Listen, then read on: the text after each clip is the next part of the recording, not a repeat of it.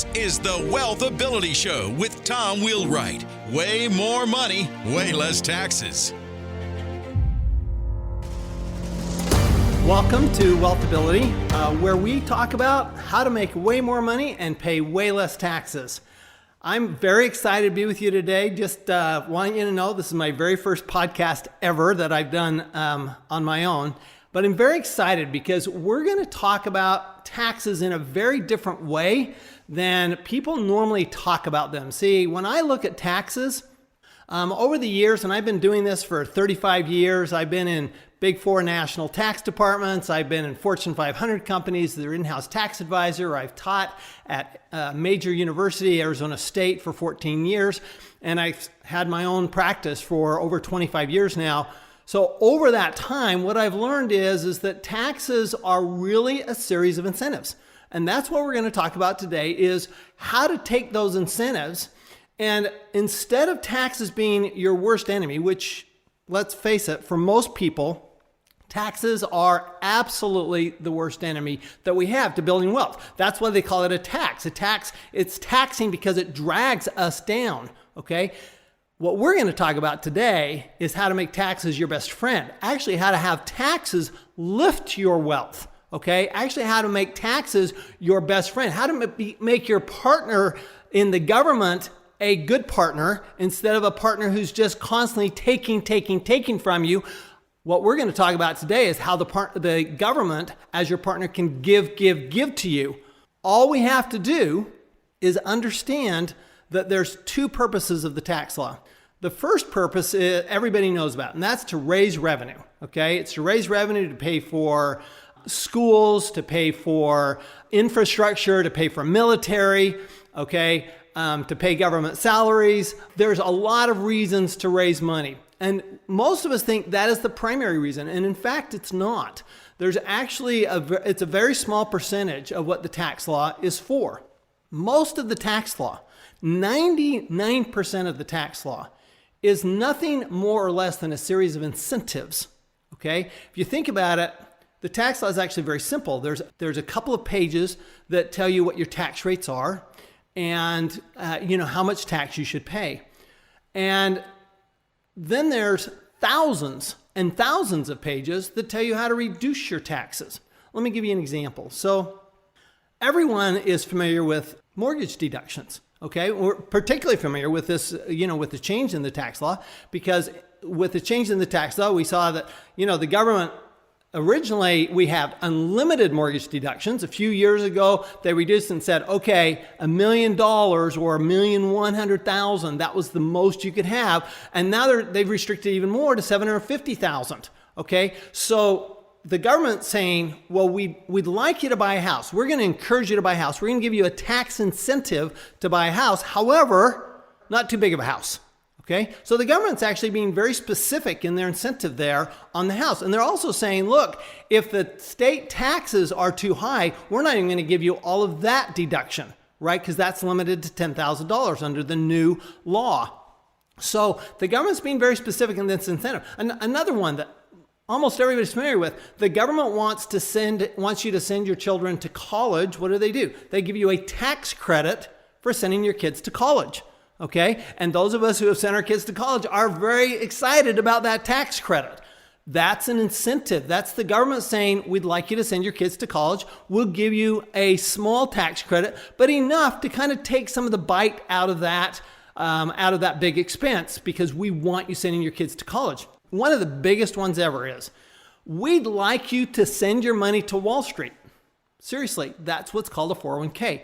In other words, if you save through a 401k. Now, if you save otherwise, if you save outside of a 401k, we're going to tax you on all of that income. We're going to tax you at your highest rate possible. However, if instead you put it into a 401k, which by the way has very deep restrictions on what you can invest in, primarily stocks and bonds, in other words, Wall Street.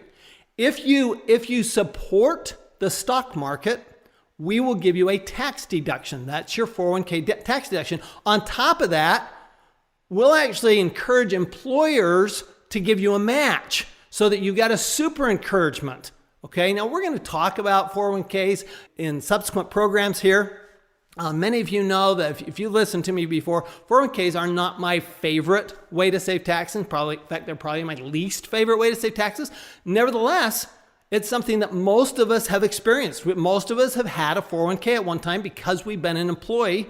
And if we've been an employee since around 1979, we've probably had a 401k. We probably put money into 401k. Well, the government wants to prop up Wall Street. They want to prop up the stock market. How do you do that? Put more money into the system. That's what the 401k is all about. Now, what most people don't understand is that those are minor incentives. Okay, those are really very small incentives. I mean, the home mortgage deduction, really a pretty small incentive. The 401k even, there's very strict limits. I mean, you can only put so much money in the first place, right? College tax credits. I mean, we all know that compared to the cost of college, the tax credits are minuscule, right? Now, what most people don't know, that some people do know, is that there are super incentives. And the super incentives are actually restricted to those activities that benefit the government directly. Okay, they benefit the government directly. Let's think about what the government wants. Most important, the government wants stability among the public. Well, how do you create stability? Stability is created through employment. Okay, so you want everybody to be employed. That's why the employment numbers that come out every month are so important, okay? Because the government says, look, if we've got full employment, everybody's happy and they will reelect us, okay? And they're productive and they're off the streets and they're not taking welfare, okay? So they're not a cost, they're actually contributing, right? Because they pay a lot of taxes. Anybody who's employed pays taxes. So employment's a big deal.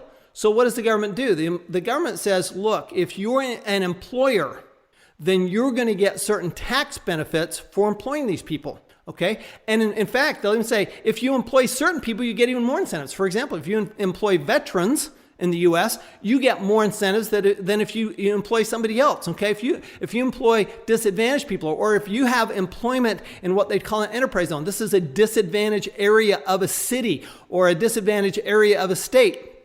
The government says, we're going to give you even more tax incentives for that. Now, in our next program, we're going to talk about how they give these tax incentives. But for now, I want to be really clear about what the super incentives really are, okay? So they focus around first business, okay? And you think about business, it's all about employment. The more people you employ, the better your incentives. And that's why the big businesses get a much greater incentives than the small businesses. Some of you have heard me when I've been on stage or on a podcast with Robert Kiyosaki talk about the different tax rates based on Robert's cash flow quadrant, okay? So we talk about, if you're in the E quadrant, meaning you're an employee, typically you're paying about 40% if you make a really good salary.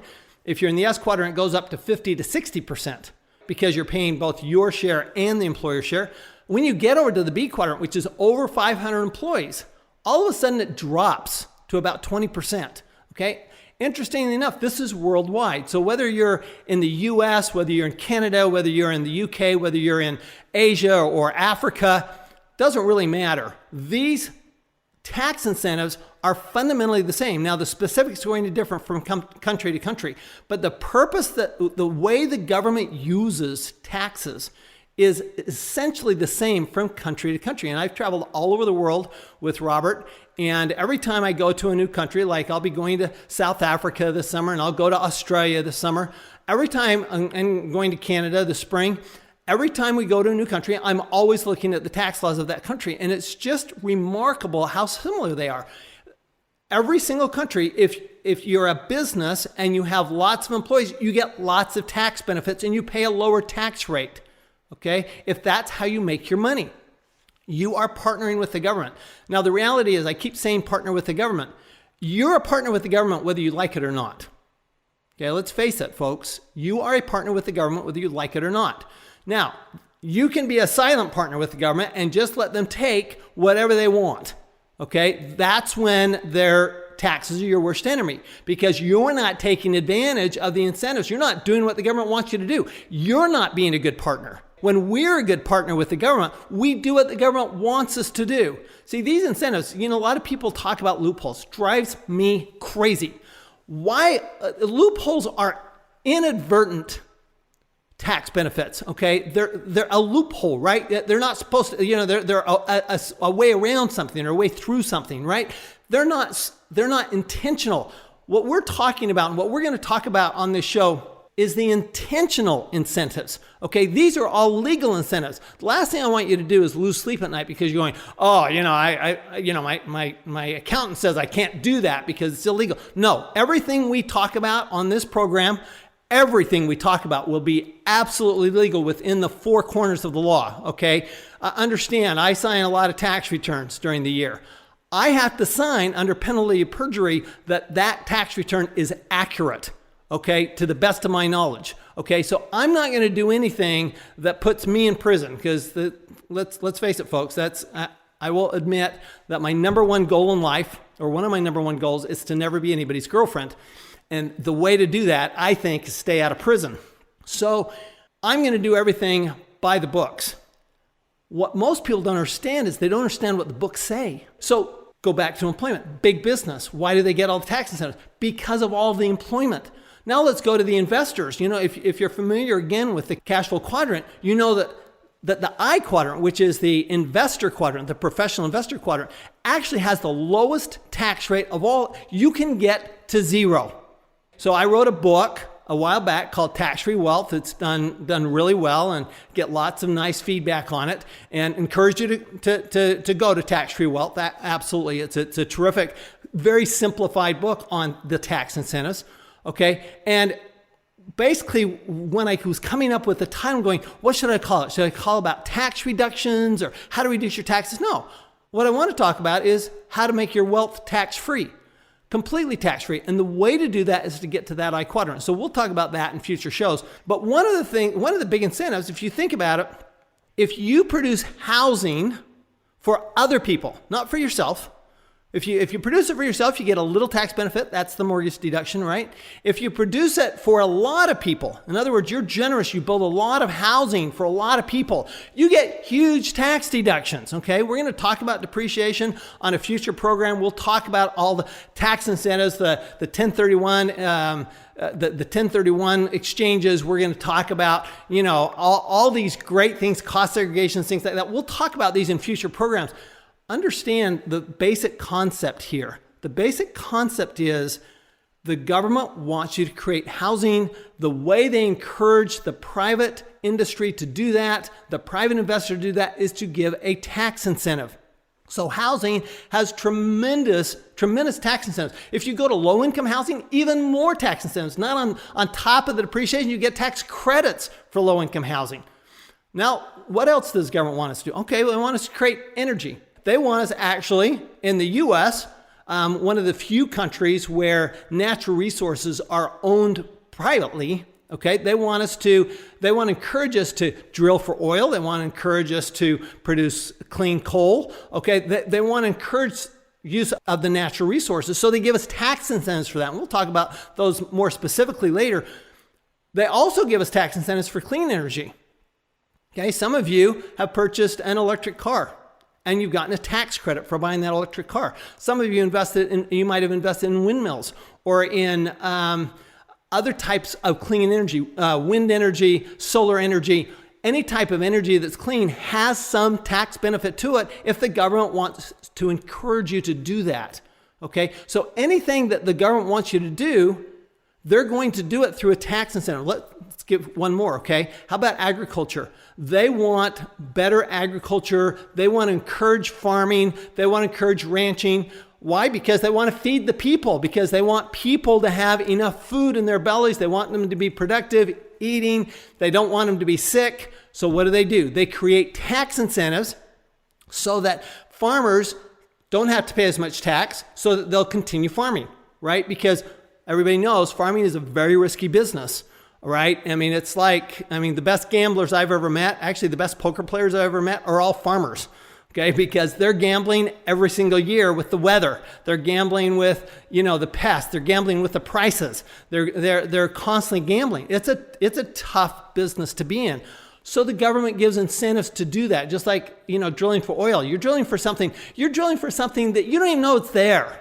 right? You may think it's there. You've done all your testing. You want it to be there. Not only do you not know if it's there, you don't know if you can get it out, okay? And then once you get it out, you don't know what the price is going to be, right? Some of us, we're in, like I was, and investing in oil and gas back in the early 2000s, and oil prices were up in the $100 and $140 range, and then all of a sudden they dropped to 30 to 40. Okay, well, that's the risk. And so the government's saying, look, if you'll take that risk, we'll take it with you. Because think about this.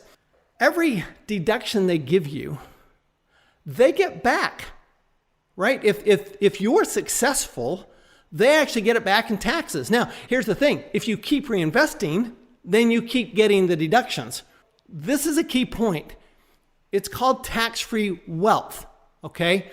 And it's called wealthability. It's your ability to create wealth.